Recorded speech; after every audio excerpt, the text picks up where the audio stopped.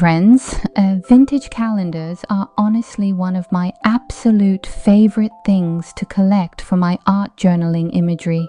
There's just something magical about the way they blend heartfelt little poems with flowers that actually mean something. Those swoony, artful frames and all the delicate floral decorations spilling across the page. The whole layout feels like a love letter from another century. I get so happy flipping through them. I figured you might feel the same. So I decided to stop hoarding all the prettiness to myself and share one with you, because why should I have all the fun? No more endless searching for the perfect one. Here it is, right in front of you.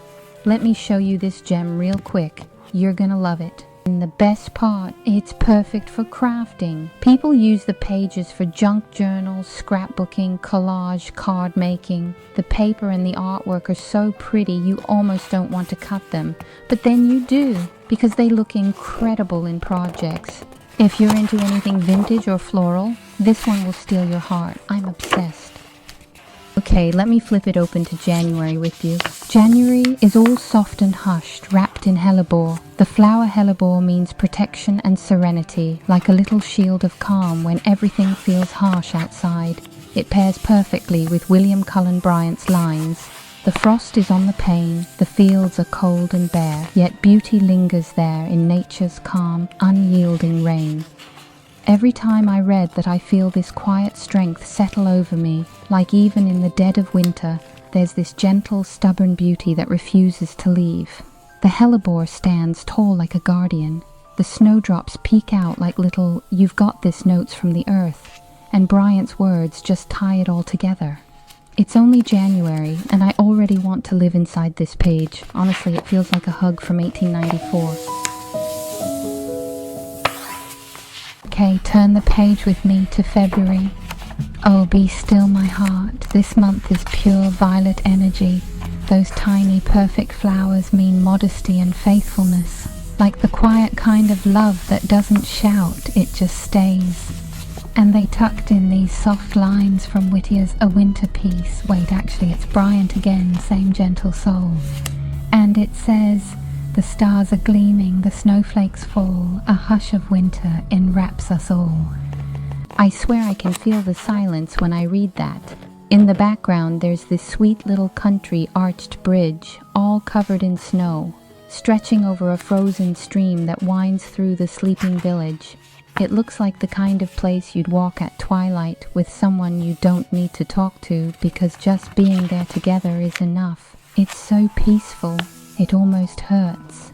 February usually feels harsh, but this page, it turns the whole month into a love letter written in snow and starlight.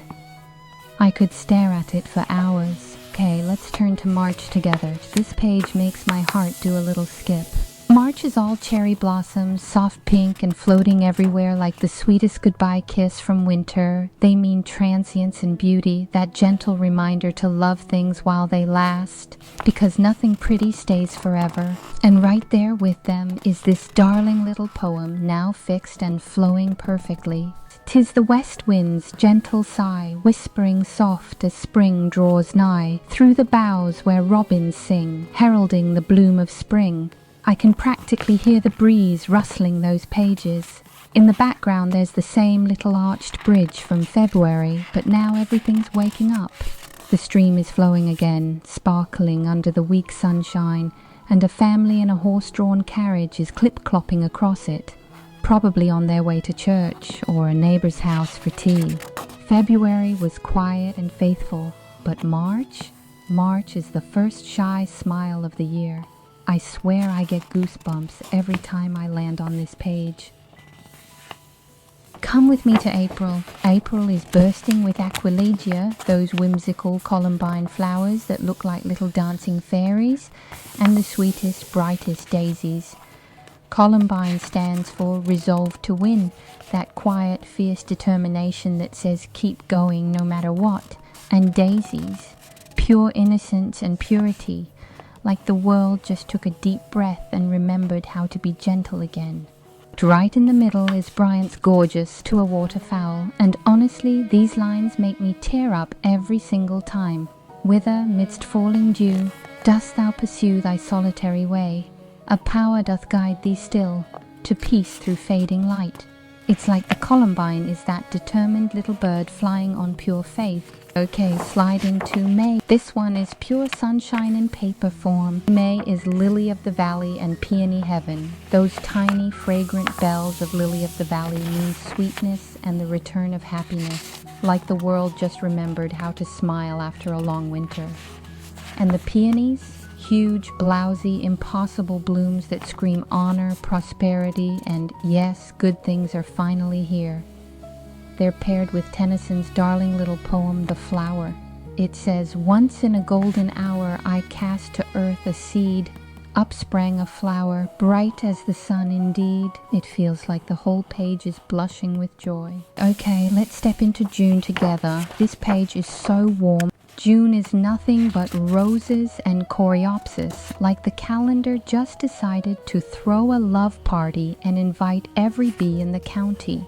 Roses, of course, mean love and gratitude, the deep, grateful to be alive kind. And coreopsis is that golden pop of always cheerful that makes you grin the second you see it. They're dancing alongside John Clare's perfect little lines. The summer sun doth beam on meadows green and fair, where daisies dream in soft and balmy air. I swear I can feel the heat rising off the page. In the background, the same sweet village is now fully awake and showing off. Fat, contented cows munching away beside an old red barn, buttercups everywhere, a lazy country road winding off into the distance, and that river glinting like it's made of melted sky. July, sweet summer. This page feels like stepping outside at 5 a.m. and realizing the whole world is already singing. July is pure lotus, those gorgeous water flowers that rise clean and perfect out of the mud. They mean purity and enlightenment, like no matter how messy life gets, beauty and grace can still bloom. And right there, woven in with them, is this joyful little burst from James Hogg. Up with the lark in the morning, her song doth pierce the sky with notes of joy and warning to bid dull care goodbye. Every time I read it, I feel like I just threw open the windows and let the sunrise pour in. Turn to August with me and just hush. This one feels like the whole world is holding its breath in the most beautiful way.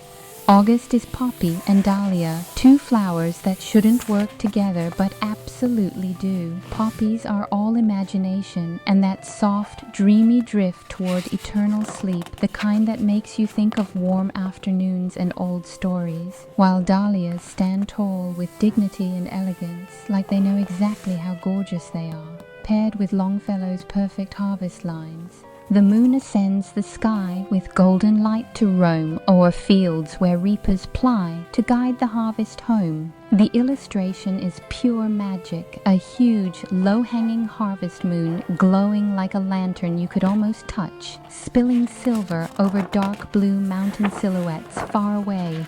In the foreground, the wheat fields are freshly cut, those perfect round bales scattered like sleeping giants, and the little cottages are tucked in the distance with just a few warm windows flickering. Come to September with me.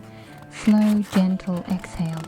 This page feels like the calendar just put its hand on your shoulder and said, "It's okay, love. Everything changes, but we're still here." September is wrapped in asters and chrysanthemums. Those tiny star-like asters mean patience and daintiness. They're the flowers that wait quietly all summer and then steal the show when everything else starts to fade. And chrysanthemums, longevity and loyalty, the ones that stand tall and say, "I've got you no matter what season it is." Emily Dickinson slips in with her perfect little autumn whisper. The morns are meeker than they were, the nuts are getting brown, the berry's cheek is plumper, the rose is out of town. I swear she wrote that while standing in this exact scene. Okay, let's ease into October together. Grab a sweater because this page is pure autumn soul. October is marigold and cosmos, and honestly, it's the most tender goodbye you'll ever see. Marigolds bring that warm, spicy scent of grief wrapped in affection, like missing something even while you're still holding it. And cosmos, those airy, graceful blooms that mean order and harmony, floating above everything like they're reminding us the world still knows how to balance itself, even when it's letting go. October feels like the calendar whispering, yes, things end, but look how gloriously. I always trace the leaves with my finger and let myself feel every bit of the ache and the thank you at the same time. This one's a heart stopper. Okay, November. Come sit close, this one always makes me talk softer. November is chrysanthemum and nerine weather. Those big, brave chrysanthemums stand for truth and resilience. They're the last flowers still shouting colour when everything else has given up. The frost doth kiss the falling leaf, the wind's a mournful tune. Yet nature's heart, though touched with grief, sings of a springtime soon. You can almost hear her smiling through the chill. That same country road we've walked all year is still there, but now it's hushed and shivering. The barns along the fences look buttoned up and sleepy, roofs dusted with the first real cold. Most of the trees are bare, just a few stubborn leaves clinging on like they forgot the memo. Open it to December with me. This one feels like stepping into a silent, perfect snow globe. December belongs to Narcissus and Camellia. Those pure white narcissus, paper whites, mean self-esteem and renewal, like little green shoots already pushing up through the cold, whispering, out of the bosom of the air, out of the cloud folds of her garments shaken, descends the snow. Our familiar country road is now a ribbon of white horse carriages moving slowly so the runners don't disturb the hush. On both sides, massive dark green pines sag under thick blankets of snow, every branch outlined in frosting. Past December, the magic doesn't stop, it just gets craftier. The next pages? Pure happy dance material. You'll find all the background scenes we just fell in love with. The snowy pine road, the golden wheat moon, the cherry blossom bridge, the May geese, all of them. Reprinted in this perfect journal size version. Soft watercolor washes, muted and dreamy, ready to slide straight into your traveler's notebook or become the base layer of your next art journal spread. No guilt about cutting the pretty pages anymore, because they gave us extras on purpose. Then, right after that, they went full enabler mode, every single seasonal flower from the year. Roses, snowdrops, poppies, marigolds, chrysanthemums, the whole gang, reprinted in different sizes, some tiny, some big and glorious, just begging to be fussy cut and collaged. Stick them in clusters, layer them behind photos, make borders, tuck them into pockets. Honestly, my scissors are already twitching. And the grand finale, a complete 12-month floriography chart, the Victorian language of flowers meanings, laid out like a love letter from 1894. Every bloom, every secret message right there for you to reference forever. So yeah, this isn't just a calendar, it's a whole vintage treasure box disguised as a book, waiting to live on your craft desk and spill beauty into every project you touch. I already know it's earning permanent real estate on my never let go shelf. If this made your heart do the same little fluttery thing it did to mine, drop a note below and let me know.